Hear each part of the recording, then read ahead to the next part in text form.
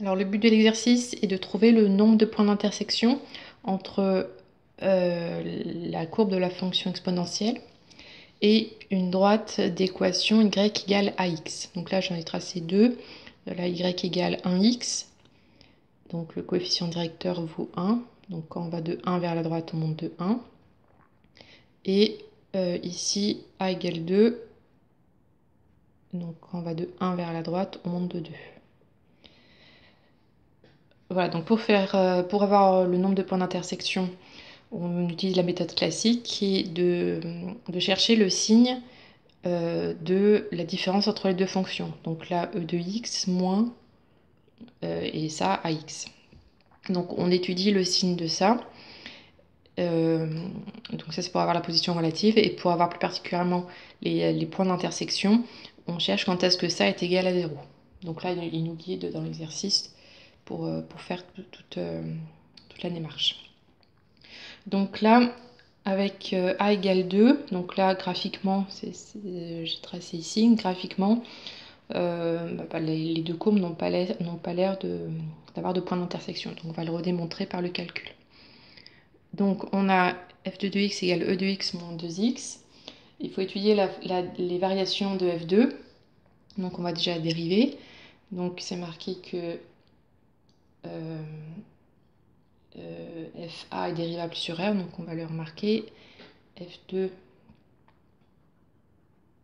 est dérivable sur r. Et f2' de x égale, donc la dérivée de e de x c'est e de x, la dérivée de 2x, donc 2. Donc comme le signe de ça n'est pas évident, on va chercher à résoudre la dérivée supérieure ou égale à 0 pour pouvoir remplir le tableau de signes. Donc e de x moins 2 supérieur ou égal à 0. Donc là, il faut que j'isole l'exponentielle puisqu'il y a le x dedans. Donc je rajoute 2. Ensuite, là, pour enlever l'exponentielle, donc j'applique la fonction ln. Donc là, j'obtiens juste x. Et donc supérieur à ln de 2.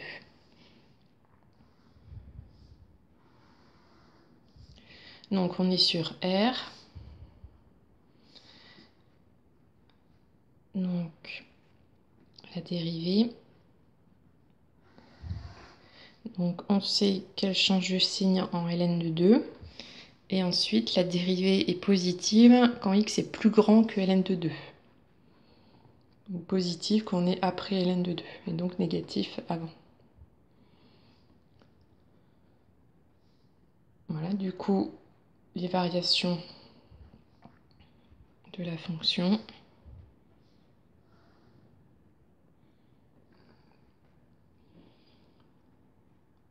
Donc il ne demande pas les limites. Par contre, il demande le tableau de variation. Donc il faut bien calculer l'image ici.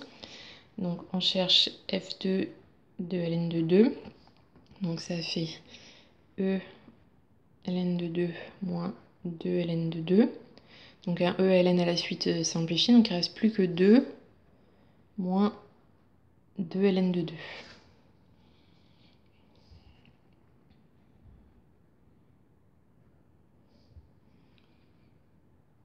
Ensuite, en déduire que gamma et delta 2 n'ont pas de point d'intersection. Donc là, juste avec les variations, donc j'avais dit tout à l'heure qu'il fallait savoir s'il y a des points d'intersection, ça sera égal à 0. Donc il faut savoir si si la fonction est égale à 0 à un moment donné pour un certain x appartenant à R. Donc là, il faut regarder si ça est positif ou négatif, parce que si c'est positif, le minimum est positif, donc on n'atteindra jamais 0. Donc on calcule ça, on vous donne une valeur approchée. Donc avec la calculatrice, on trouve que c'est environ 0,6. Donc c'est strictement positif.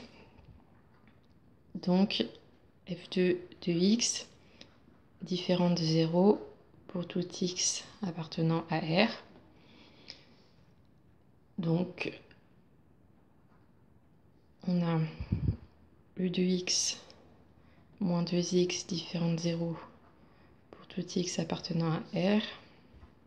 Donc, E de x différent de 2x pour tout x appartenant à R. Donc, gamma et delta 2 n'ont pas de point d'intersection.